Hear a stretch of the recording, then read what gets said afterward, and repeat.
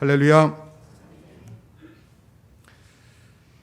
우리 가정의 달을 맞이하며 여러분의 가정이 그 어느 때보다도 하나님의 사랑과 하나님의 은혜로 충만히 체험받는 귀한 한 달이 되기를 주님의 이름으로 우리 축원합니다.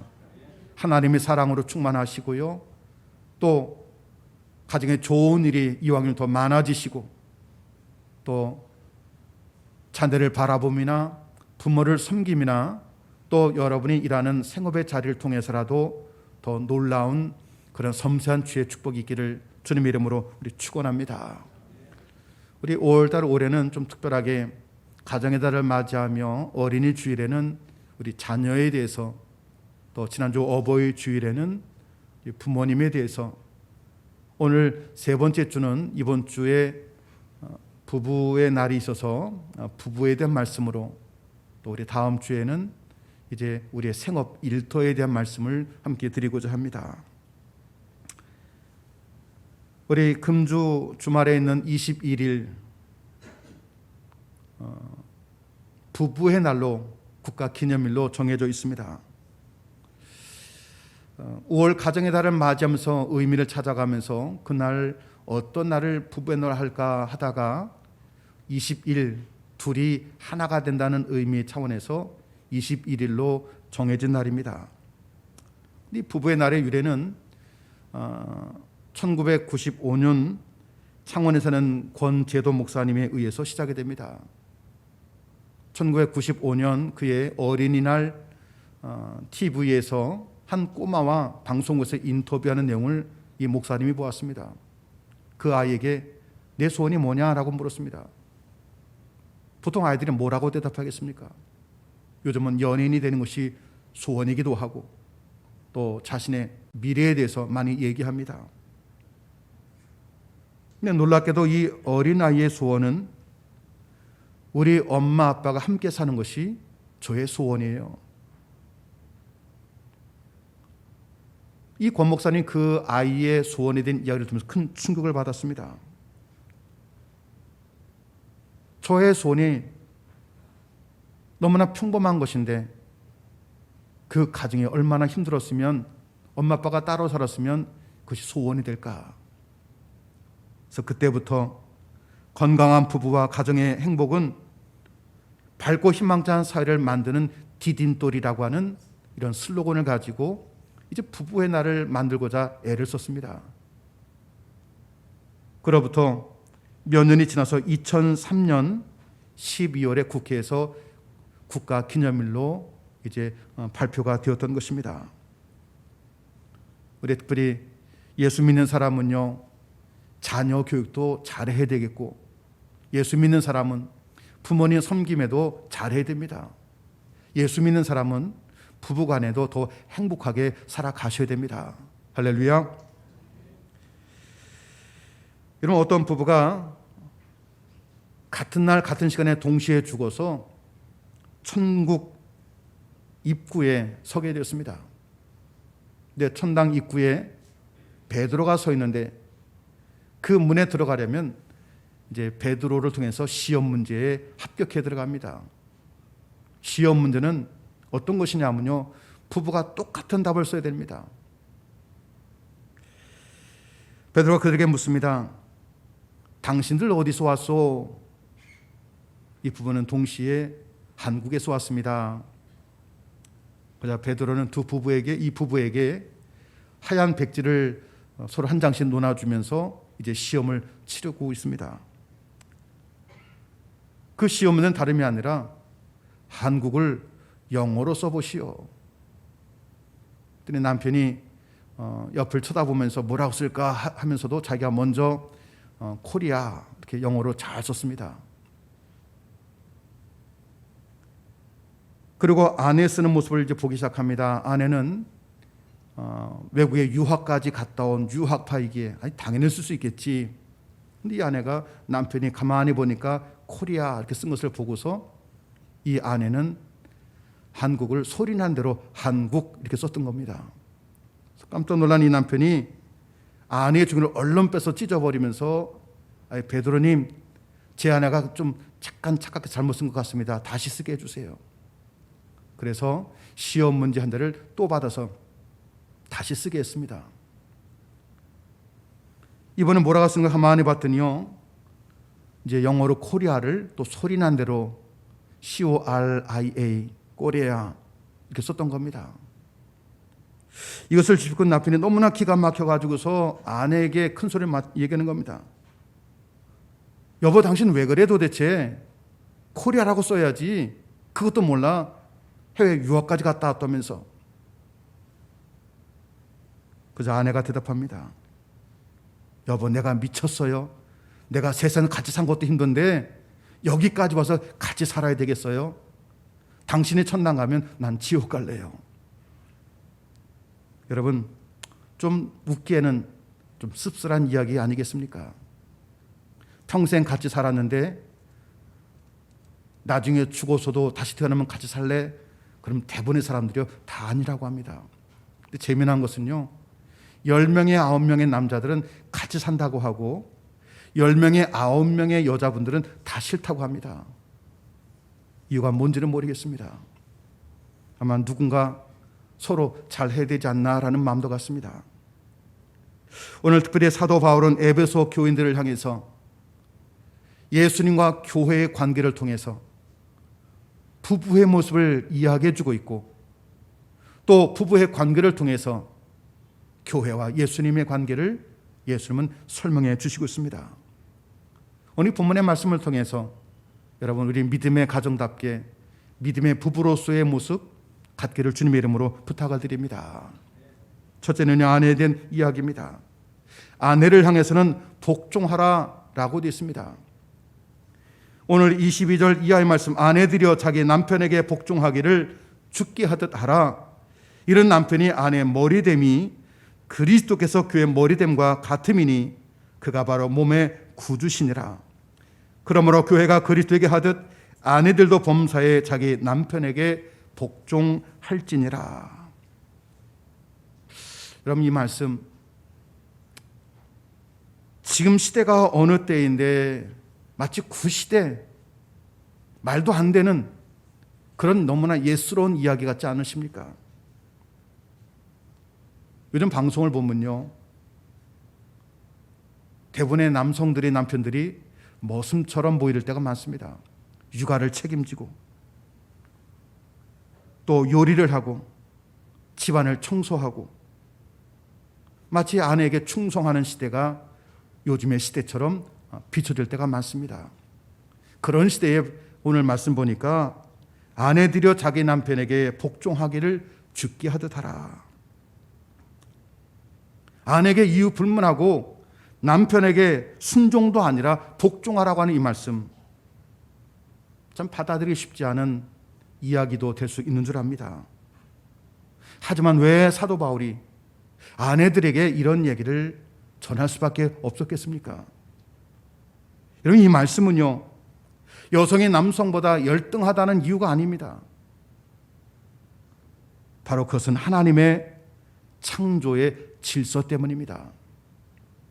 하나님은 가정의 남편을 그 가정의 대표로, 그 가정의 영적인 제사장으로 세웠기에 이 사실을 인정하고 존경하고 존중하고 순종하라는 이야기입니다. 다른 뜻이 아닙니다. 더불어 말씀의 복종이라는 이야기, 강제적으로 복종하라는 뜻도 아닙니다.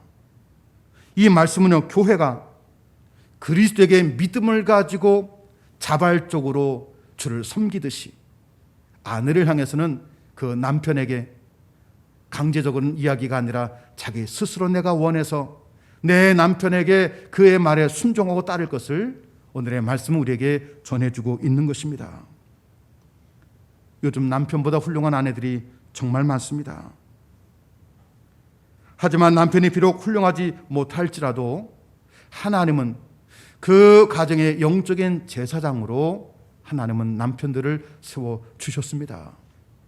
남편의 권위를, 하나님 앞에 영적인 자리를 여러분들이 세워주시기 바랍니다.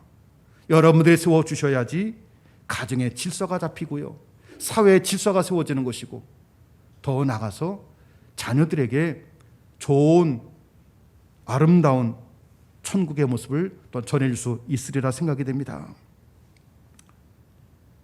우리 아내들이 꼭 알아야 될 것이 있습니다. 물론 여성분들도 인정받는 것 참 좋아합니다.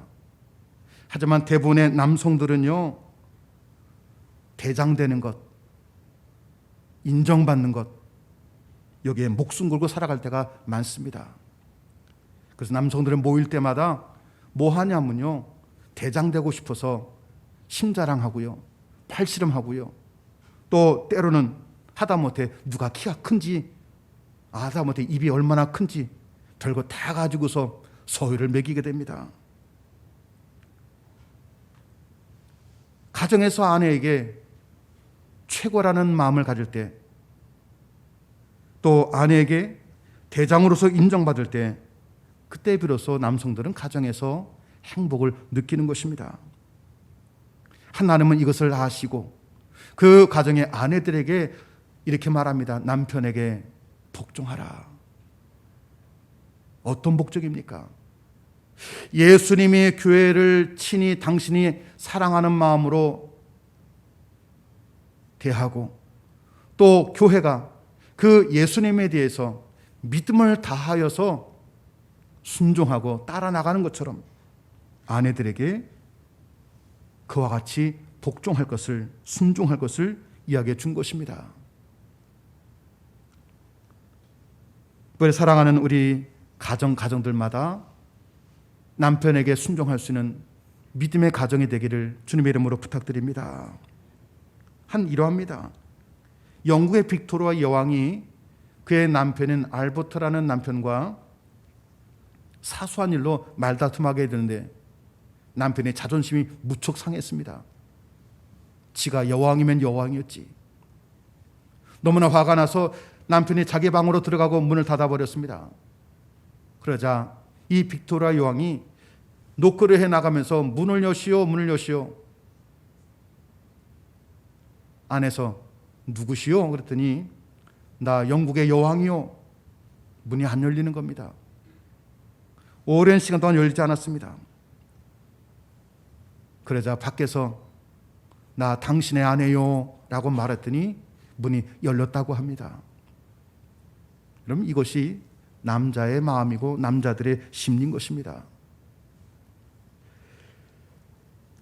그렇다면 오늘 말씀 있는 것처럼 우리가 어떻게 남편에게 복종하고 순종해야 되겠습니까?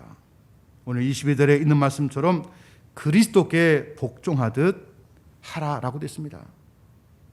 부족함도 아닙니다. 연약해서도 아닙니다. 교회가 그리스도의 말씀에 순종하는 마음을 가지고 따라 나가는 것처럼 그 마음으로 남편에게 복종할 것을 이야기하는 것입니다. 또한 23절의 말씀에서는 그의 머리됨을 인정하라라고 됐습니다. 하나님께서 그 가정에 영적인 제사장으로 세워주신 것, 이 사실 그의 권위를 인정해 주라라고 됐습니다. 그리할 때 가정이 바로 세움받을 수 있게 되는 것입니다. 두 번째입니다. 두 번째는 남편에게 말합니다. 남편에게는 아내에 대해서 어떤 태도를 가지라고 하겠습니까? 사랑하라라고 됐습니다. 25절과 28절의 말씀, 남편들의 아내 사랑하기를 그리스도께서 교회를 사랑하시고 그 교회를 위해 자신을 주심과 같이 하라. 이와 같이 남편들도 자기 아내 사랑하기를 자기 자신과 같이 할지니 자기 아내를 사랑하는 자는 자기를 사랑하는 것이라. 이런 본문에 남편에게 말합니다. 어떻게 하라고 됐습니까? 사랑하라고 됐습니다. 여기의 사랑은요, 이기적인 사랑이 아니라 아가페적인 사랑입니다. 희생의 사랑입니다. 무조건적인 사랑입니다. 예수님께서 갈보리 언덕에서 자기의 자신 모든 것을 내어 주실 때에 쓰였던 그 단어, 그 사랑, 그 표현인 것입니다. 여러분, 주님이 오늘 우리에게 보여준 사랑, 그거 일시적인 사랑 아닙니다. 주님의 사랑에는 조건이 없습니다. 주님의 사랑은 시간이 지나가도 결코 변화되지 않습니다. 주님의 사랑은요, 일방적으로 여러분에게 뭔가 요구하지 않으십니다. 주님의 사랑은요, 여러분들에게 명령하지 아니하십니다. 당신이 주님이시면서도 참고 견디며 인내하며 희생하며 당신의 모든 것을 다 내려놓는 사랑이 주님의 사랑입니다. 주님이 교회를 사랑하신 그 사랑처럼 남편들도 아내에게 그렇게 사랑하라 라고 되어 있습니다. 어찌 보면 더 책임감이 크고 더 부담이 큰 말씀인 것입니다. 아까 말씀에 여러분에게 남자들은 대장되고 싶고 인정받고 싶은 마음에 산다고 하는데 대부분의 여성들은요, 관심받는데 목숨 겁니다. 사랑받는데 거기서 행복을 느낍니다. 자기 남편에게 사랑받는 아내로서 내가 아내이구나, 또 부모님에게는 내가 이 가정의 며느리구나라는 관계성의 욕구를 채워줄 때 그때 행복해합니다. 그런 마음이 어쩌면 작은 것이라 하더라도 그 안에서 이것이 좋다 저것이 좋다, 이것이 아름답다,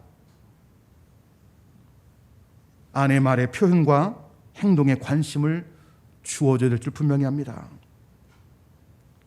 어느 한 가정 이야기입니다. 한 아내가 나이가 들어서 눈 밑에 주름이 잔뜩 젖었습니다. 그래서 남편에게 호소합니다. 여보, 내 눈 밑에 주름 좀 봐. 내가 어느덧 이제 할머니가 다 된 것 같아. 이거 어쩌면 좋지? 우리 그럼 뭐라고 대답해 줘야 되겠습니까? 근데 그 남편이 이랬다는 겁니다. 뭘 걱정해? 요즘 보톡스 수술 받으면 다 되는데. 이 아내가 갑자기 화를 버럭 내면서 시끄러워요. 다 당신 때문에 평생 고생했는데 그것도 몰라? 남편이 뭐라고 얘기했습니까? 내가 뭘 어쨌다고. 지금 와서 그걸 따지면 어떻게 해? 나한테 왜 이렇게 바가지 긁어? 서로 말이 안 되는 이야기를 하고 있습니다. 아내가 화를 낸 이유는 자신의 모습을 이해하지 못했던 그런 마음 때문에 화를 냈던 것입니다. 이때 만일 그 남편이 여보 당신은 어떻게 해도 예뻐, 눈가에 주름이 있어도 예쁘고 할머니가 도 나한테는 최고야, 그 말 한마디면 수술비도 안 들 터인데 그 말 잘못해가지고서 집안 싸움이 됐던 것입니다. 오늘 말씀에는요, 아내를 향해서 어떤 태도를 가지라고 되어 있습니까?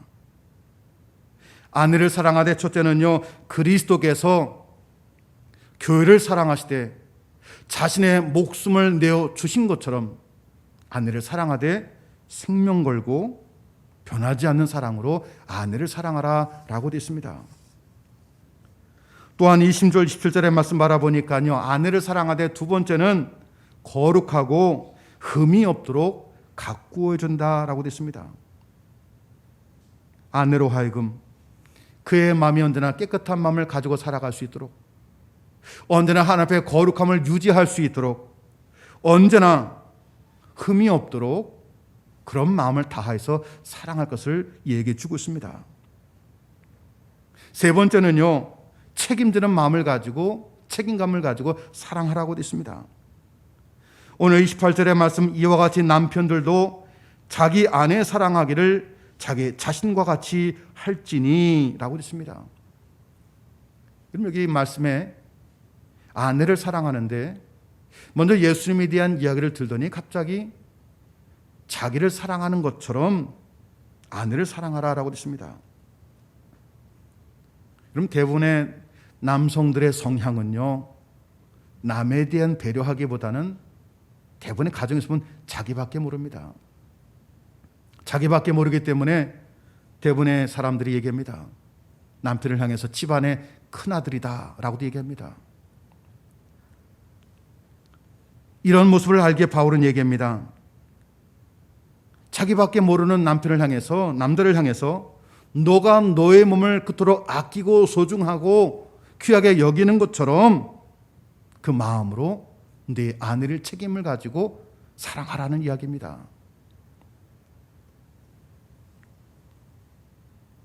남편은 아내를 사랑하되 그런 마음을 가지고 사랑할 때에 그 가정이 복이 될 수 있는 줄 압니다. 특별히 오늘 본문의 말씀에 가장 핵심이 되는 한 절이 있습니다. 여러분 33절의 말씀입니다. 너희도 각각 자기 아내 사랑하기를 자신과 같이 하고 아내도 자기 남편을 존경하라. 남편은 아내를 사랑하라고 돼 있고 아내는 남편을 향해서 존경하라고 돼 있습니다. 물론 말씀에 복종하라, 사랑하라 양쪽이 서로 다른 표현의 말씀으로 되어 있지만은 어찌 보면요 결론의 말씀은 다른 것이 아닙니다. 교회가 우리의 주님을 존경하고 주님을 바라볼 때 정말 거룩한 마음으로 주를 바라보는 것처럼 자기 남편을 향해서 존경하는 마음으로 바라볼 수 있는 아내의 마음이 있다면 그 가정은 행복한 가정입니다. 또 남편들은 아내를 사랑하되 자기 자신을 사랑하고 주님의 교회를 사랑하는 것처럼 자기를 희생하고 시간을 희생하고 물질을 희생하고 이 모든 것을 다 내어놓는 마음을 가지고 사랑할 때 그 가정이 행복할 수 있는 것입니다. 교회도 마찬가지입니다. 교회는요, 목사는 교회인들을 향할 때 주님이 교회를 자신의 몸을 다 내놓는 사랑 가지고 사랑하는 것처럼 목사는 교인을 사랑해야 할 줄 알아야 됩니다. 그래야 교인들이 행복해집니다. 반면에 교인은 그 교회 목사를 존경할 줄 알 때 목사는 행복할 수 있고 교회는 복이 될 수 있다는 이야기입니다. 사랑하는 교회 여러분, 여러분의 가정이 이제 이번 주간에 부부의 날도 있는데 아무쪼록 서로 의지하며 서로 사랑하며 사랑받는 곳이 되기를 주님의 이름으로 우리 축원합니다. 세상 사람들의 꿈도 행복에 있습니다. 하물며 예수님이 교회에 보여주시고 비춰주었던 그 모습과 그 관계를 통해서 우리는 그들보다는 차원 다른 마음을 가지고 가정의 행복을 만들어가야 될 줄 분명히 합니다. 자녀 교육은요, 가르침으로 되는 것이 아닙니다. 자녀 교육은 여러분의 삶으로 보여주셔야 됩니다. 부모를 섬기는 모습으로 보여줘야 되겠고 부부간에 행복하게 살아가는 모습을 그들에게 느끼고 보여줄 때 그 자녀는 또 그렇게 행복하게 살아가는 자녀들의 가정이 될 수 있는 줄 믿습니다. 아무쪼록 이번 한 주간 서로 존경하고 서로 사랑하는 귀한 가정이 되기를 주님의 이름으로 축원합니다. 기도하십니다.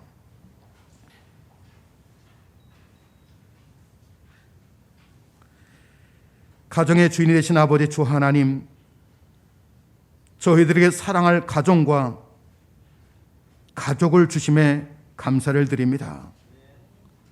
바라기는 모든 가정의 남편과 아내가 주님이 교회를 사랑하시고 섬겨주셨듯이 서로 사랑하며 서로 존경하며 서로 위해주며 서로 아껴주며 살게 해 주시옵소서.